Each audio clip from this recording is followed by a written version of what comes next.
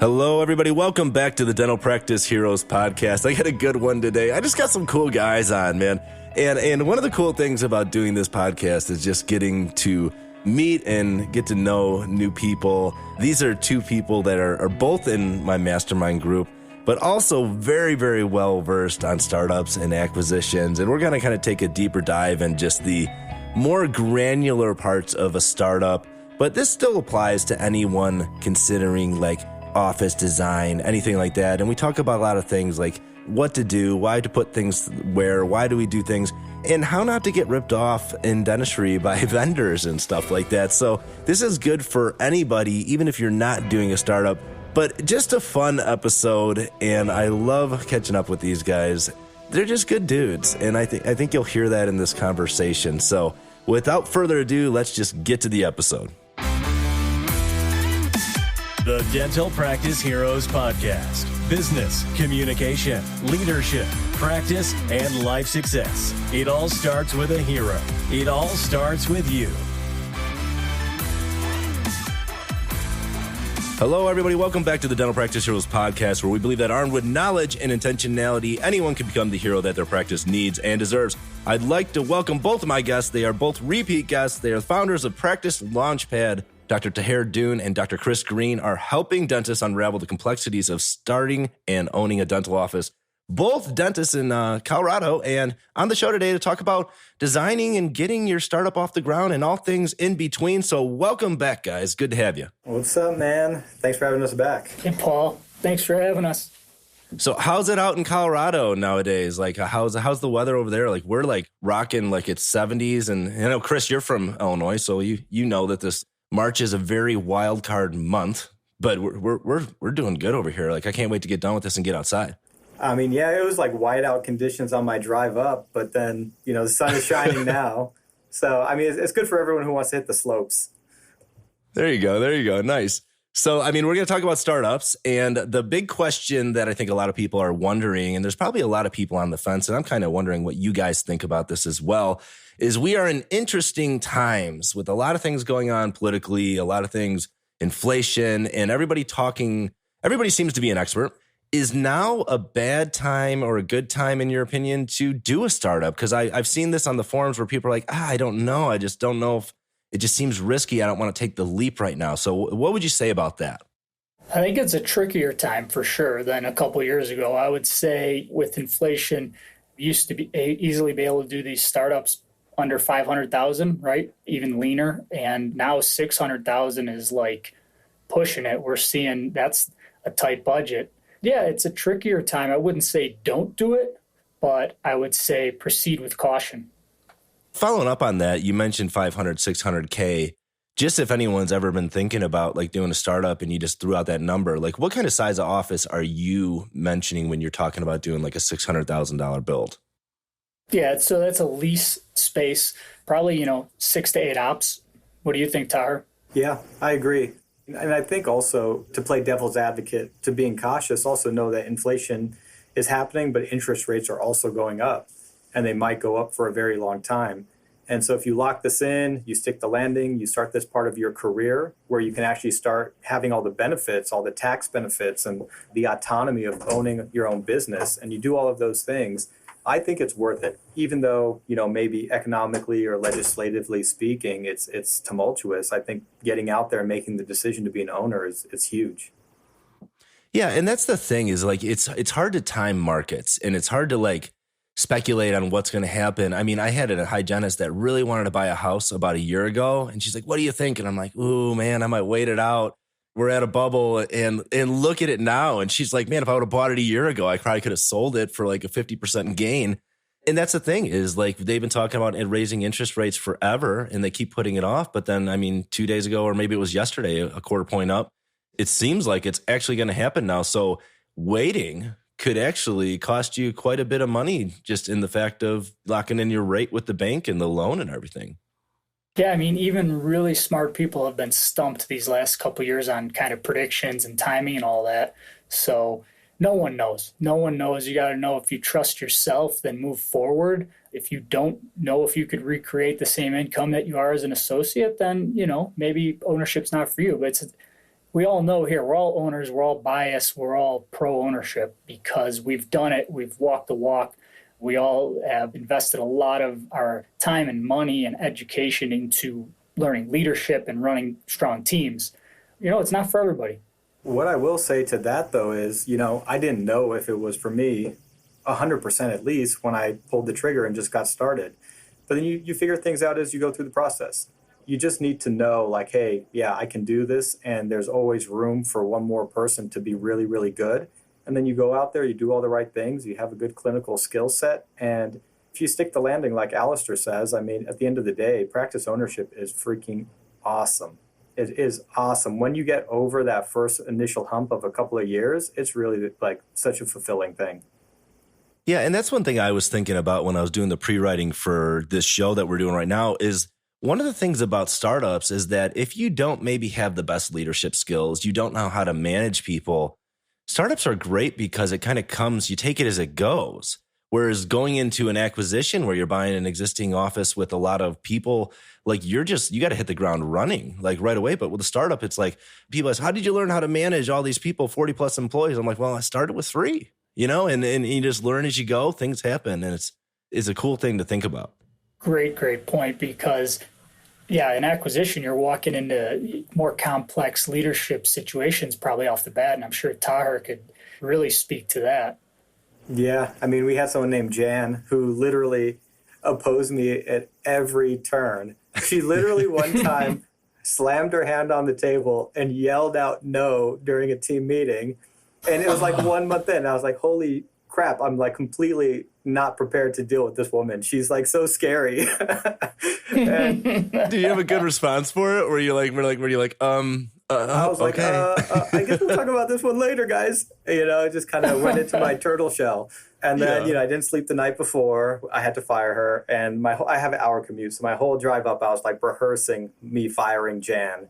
And then I came to the office, fired her, and everything was great. And people came up and like thanked me. And she'd been with the practice for freaking 10 years.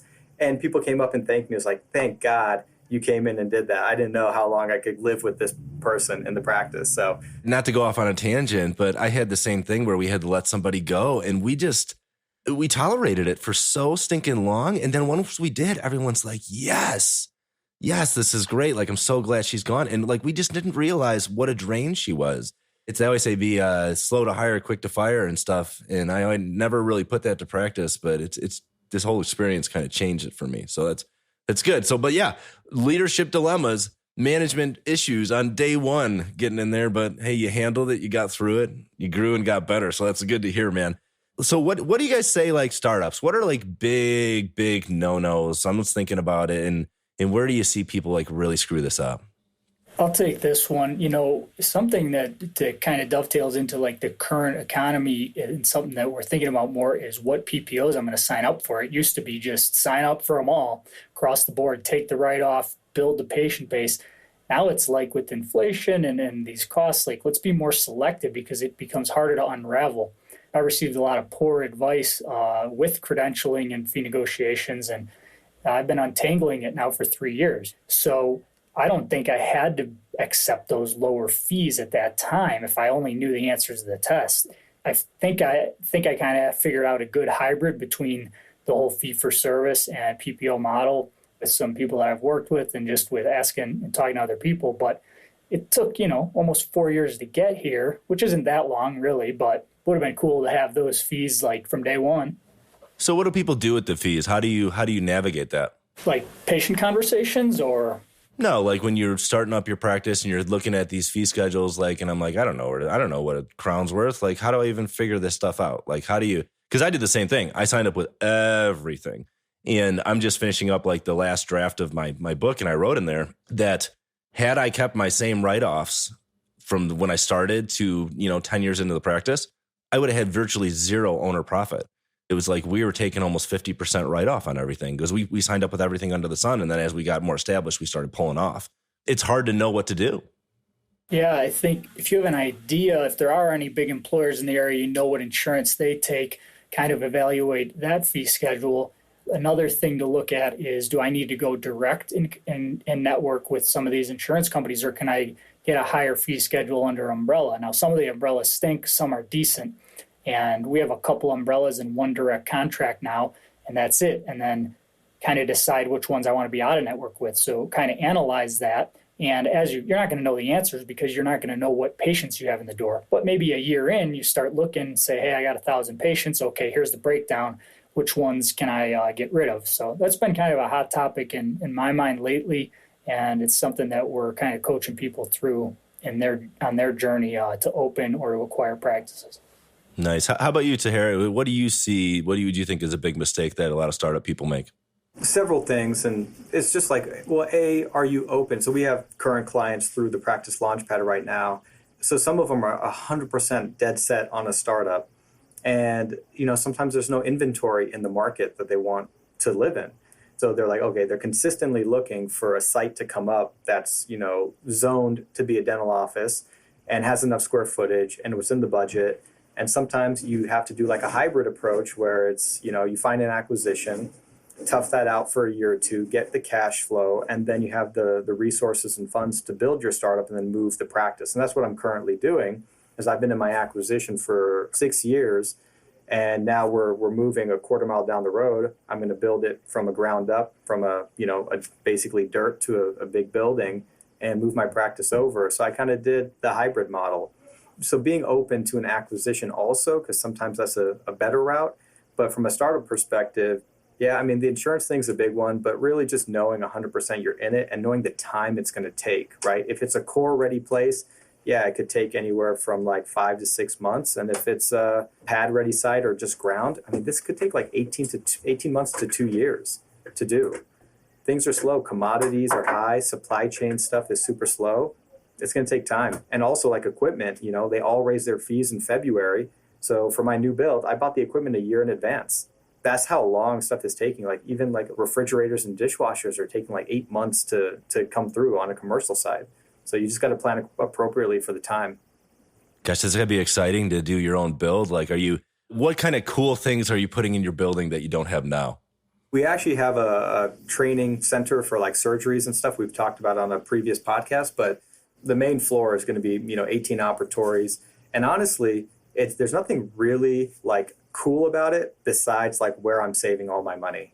And that's the coolest part, is like knowing like the cost on flooring, knowing the size of the operatories, getting rid of the cabinets, having an efficient sterile area with carts and tech stations in the right place, not putting sinks in every operatory, but strategically putting sinks through the hallways. And then in the basement, we have a full-on lab. So we do all the milling and everything in-house. So we'll have our lab in-house also. What about the cigar lounge? Oh, man, yeah. Yeah, tell them about the cigar lounge. Dude, Are you doing a cigar lounge? No, we have a lounge Hybrids area. is something else in Denver. I might put a keg in there. I might put a keg in the basement. But just for you, Paul, when you come visit. Nice. See, I wish I like, I'm in a strip mall, but I wish I had like a building, because I'm like, man, just to have that space, just to have like the hot tub, or I don't know, something cool in there where like I'm knocking on my office door and they're like, Mr. Jones came in for emergency, and I'm just sitting in my hot tub smoking something, like, fuck it, don't care. There's so much cool stuff you could do when you own the building, because you got that, you get the basement space too. It's like, yeah, man, that's awesome. Steam room. Yeah, you could do all these things. It's cool. What are some things to kind of consider when you're looking at spaces? Because I remember when I was looking at spaces, one thing that I didn't notice, that, I was sharing it with some of my friends in our mastermind group, and they kind of pointed out, hey, like, this is too skinny of a space. And I'm like, what do you mean too skinny? Like, look at the square footage. But like, you don't actually think, like, you don't visualize forward that, hey, like, this layout kind of matters. So like, what kind of things are something that people should be taking into account when they're looking at spaces and sizes and shapes, and just kind of layout specific, I guess? Yeah, am I looking at a square or a hot dog? And you kind of described a hot dog, and a hot dog could be great, just kind of like a long main hallway with ops on each side, or business offices on one side and ops on the other. So it can work really well, but you're thinking about a 4-foot hallway, about 10 to 11 foot deep operatory. So let's say 26 feet wide that's pretty skinny, but that would be probably the minimum width. And then, as far as total square footage, anywhere from 2,200 to 2,500 to start, is if you have good visibility.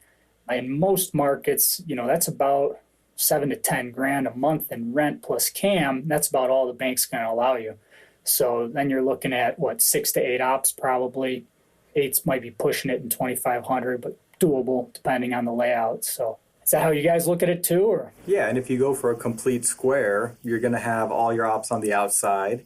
And then in the middle, like, what are you going to do with that dead space? Because then you're going to have hallway space all the way around. And if you do the math, I mean, you're paying the rent on that hallway space forever. So sometimes, or like my current building right now, granted it's a multi-tenant building, it's an L shape with some weird angles in there.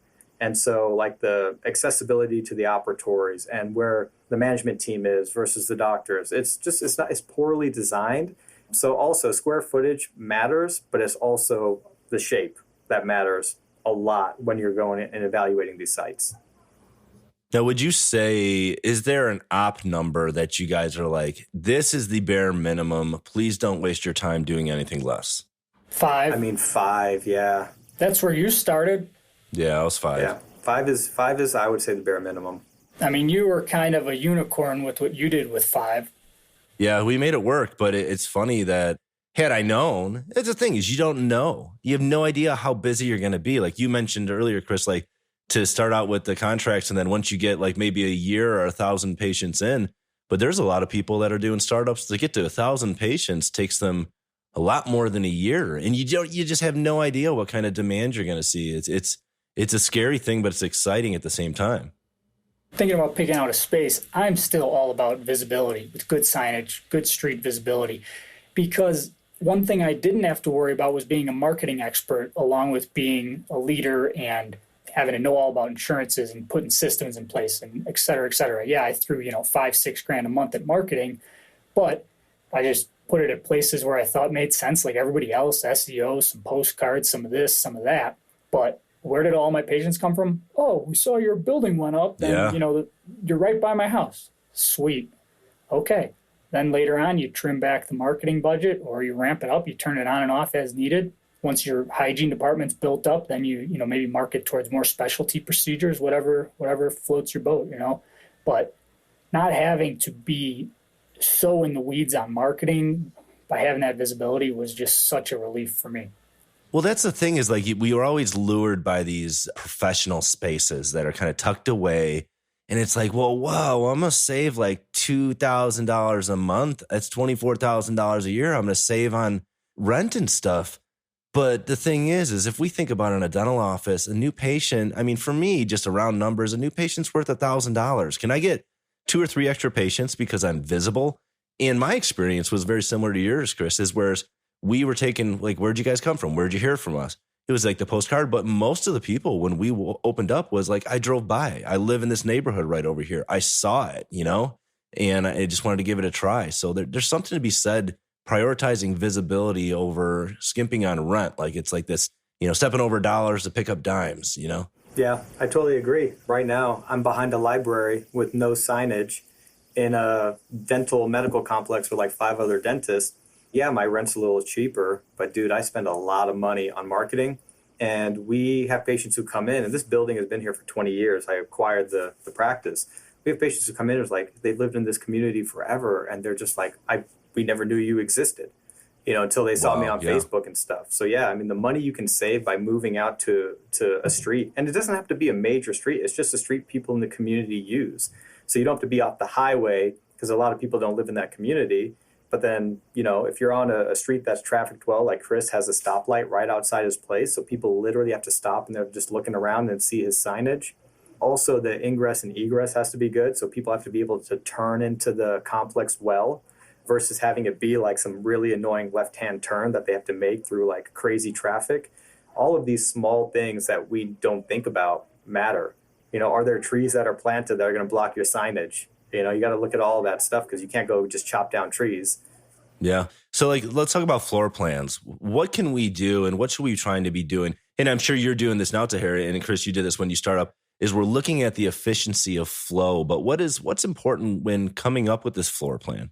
For me, I mean, this is one that's kind of like not super specific or specific, but only in some states. But in Colorado, if you're 4,999 square feet, you don't need a sprinkler system and fire riser room. Well, if you're over that, and Chris can fact check me on that statement, but if you're over that, then you need to. So like, dude, I'm putting like a $100,000 sprinkler system in this place because it's over 5,000 square feet. So it's like knowing some of these little things that are going to save you a lot of money in the long run. But it's just some of these things that you just have to learn through the School of Hard Knocks. Yeah, I mean, just for simplicity of the podcast, I'm not going to get into ground up. There's a lot of different snafus there. Let's say tactically, how are you going to go about it? You found the space, ready to sign a lease. You've talked to a few equipment reps. I get a few different floor designs, and then I take bits and pieces from each, and then I kind of draw my own up too, based on what I'm thinking, based on what the space gives me.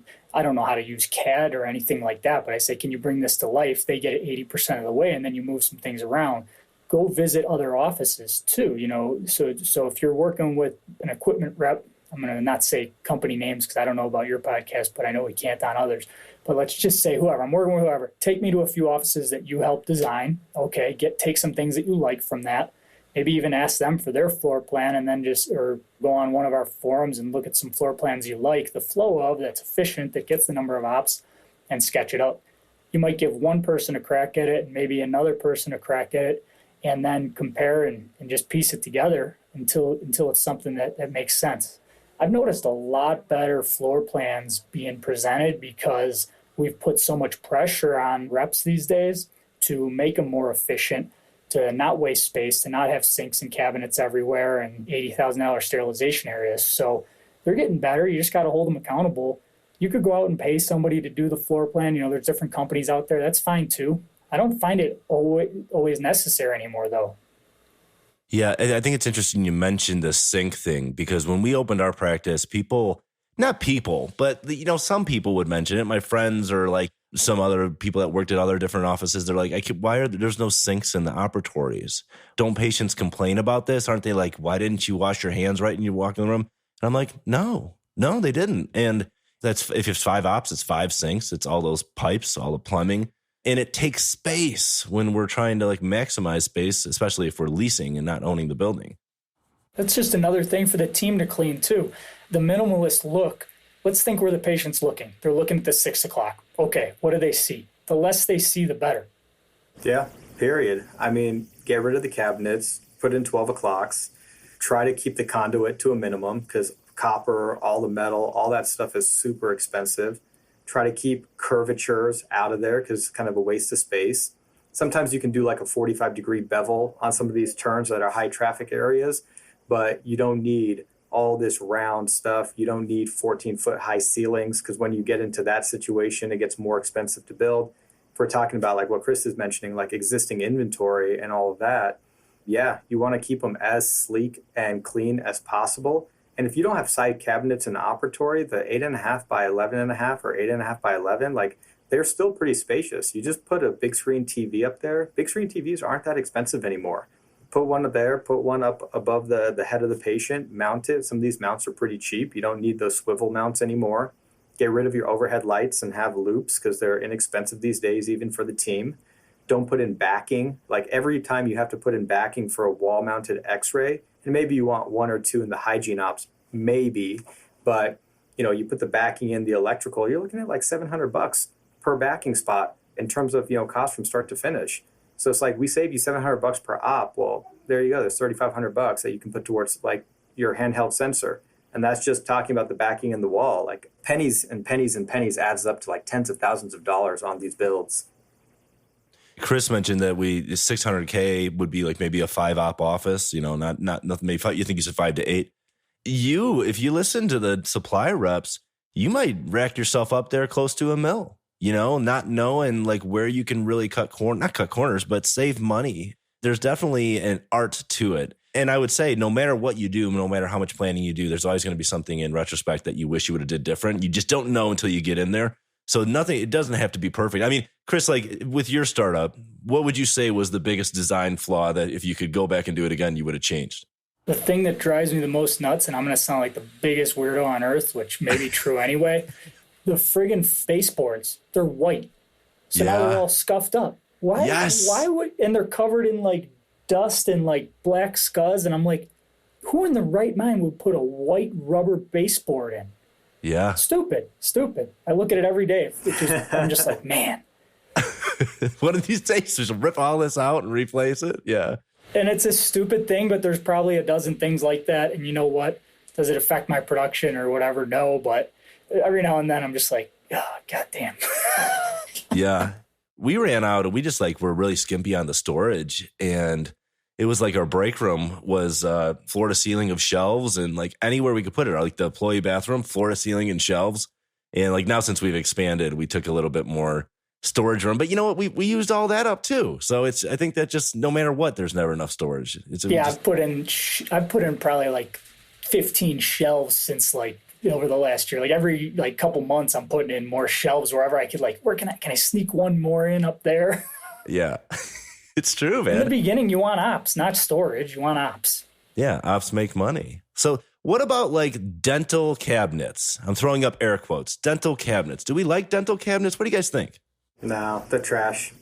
Forget the cabinets. And if you need cabinets anywhere, like let's say maybe you do a lot of surgery and you want like one surgical op or something like that, just have the guy do some mill work for you. Well, I got a good story that happened this last week. We have a gal we're working with, and her contractor is so in bed with the equipment company that they won't even bid mill work for her. So I go, hey, just ask them. I said, bring these. I even had the architectural. I go, you like my 12 o'clock? Cool. Here's the architectural drawings. Bring them to the mill worker.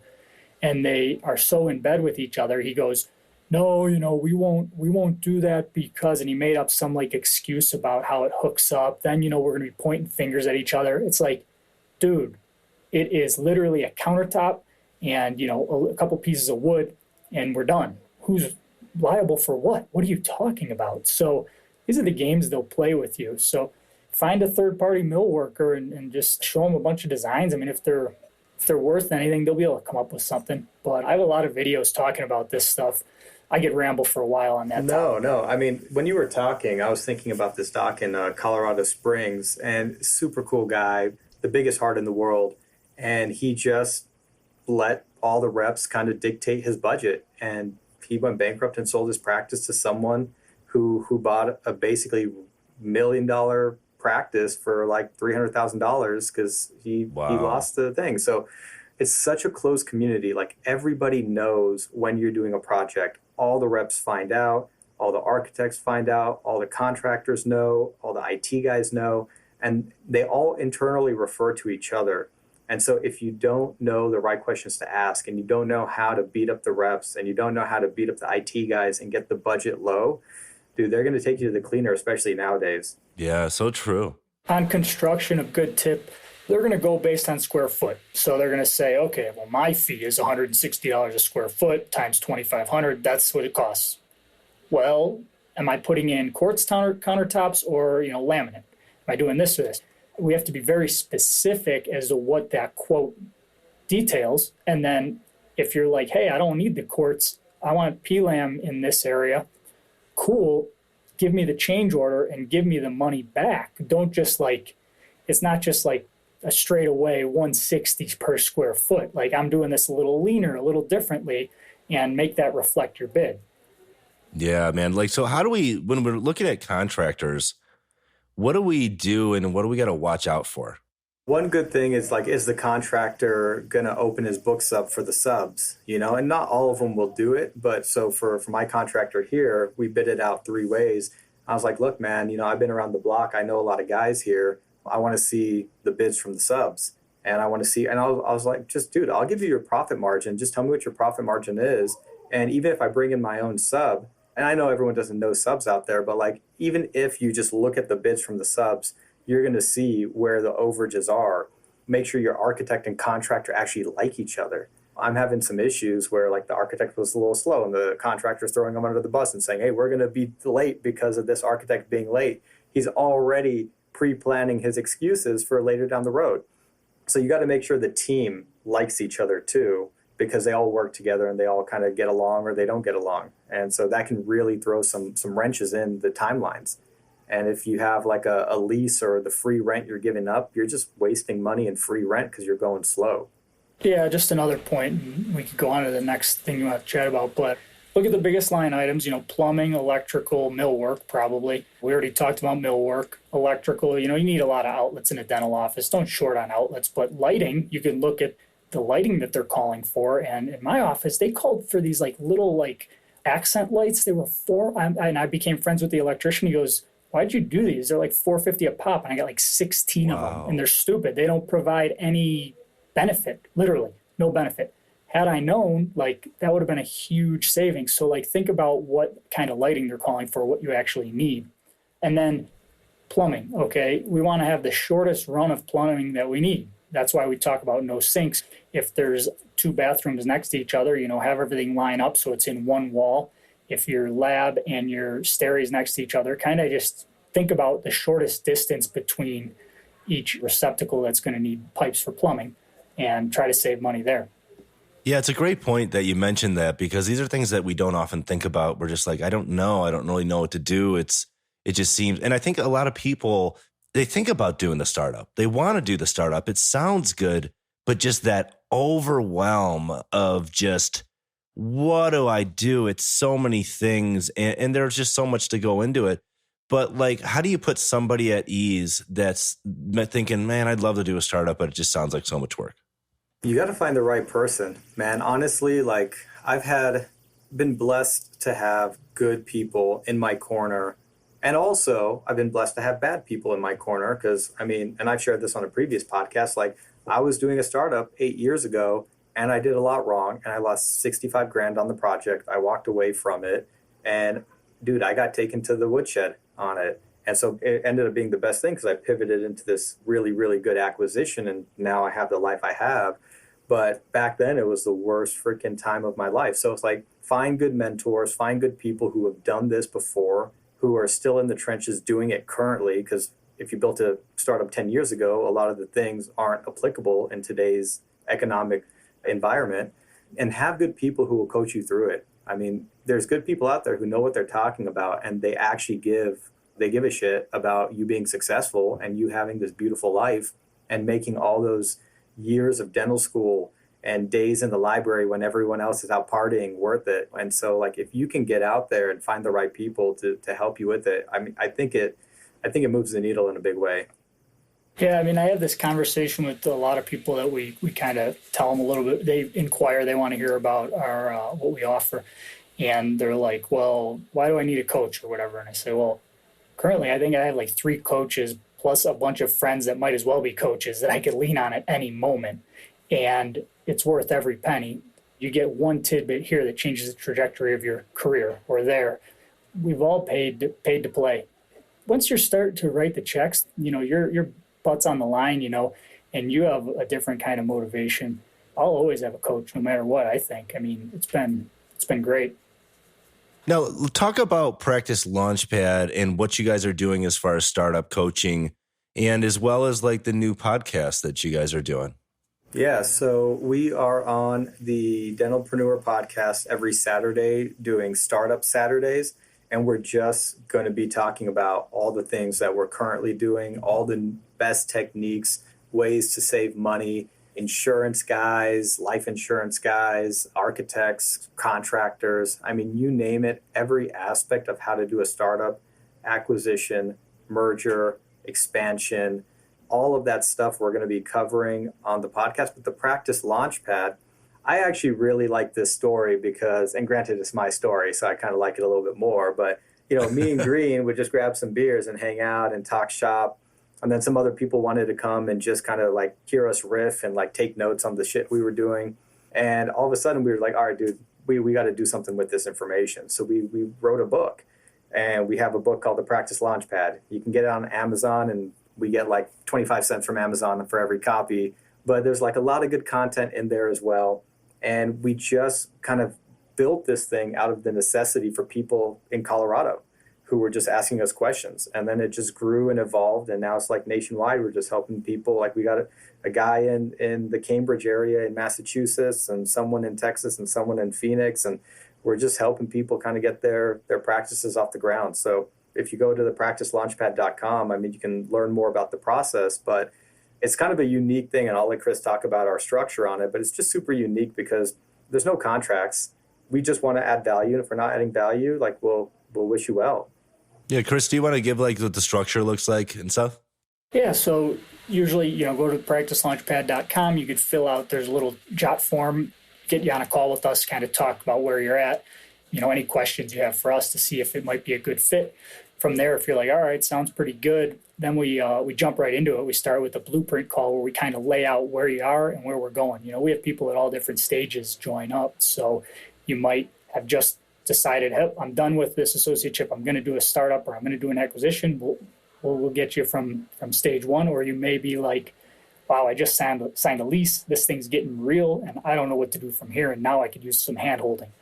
And anywhere in between or even later on. So those are the types of people that are reaching out. And from there, it's we have a ton of materials. We have the playbook and all the deliverables and more just compiled for our private coaching clients and coaching calls and things like that to just kind of full time for you, save you money. I mean, it's fun to just rip apart these equipment and IT bids. These IT guys are trying to get like 80,000 these days for IT. I go, I can buy a friggin' Dell online. Like I don't need you to upcharge me on that. It's kind of comical, Well, I think we're all like, dentists are easy. That was my experience, is that I felt like I was just like a chronic complainer. Every time I got a bid, I was like, what? Come on. And then you get some more and then you're like, okay. But yeah, you're right. There's so many opportunities to really just lose your ass on stuff. It helps to have someone in your corner that's done it before and had some experience with it. So I love your guys' model and I love the no contracts, because you're going to provide the value as long as the client needs it. And if you're providing value, you really don't need a contract. And that's the same way I do my coaching as well. I don't know if anyone else in our industry is doing it like that. I think that's really cool that you guys are doing it. Yeah, I think the model, it's because like we're all in the trenches, man. I don't like contracts. I don't sign up with anyone who has a contract. Like this morning, I went and dropped a couple implants, and now I'm just kind of hanging out for the rest of the day doing admin work and get to talk to you guys and hang out. And we do the Practice Launchpad because we care. We don't do it because like that's our 9 to 5. We have our own practices. Everything we're doing is in real time.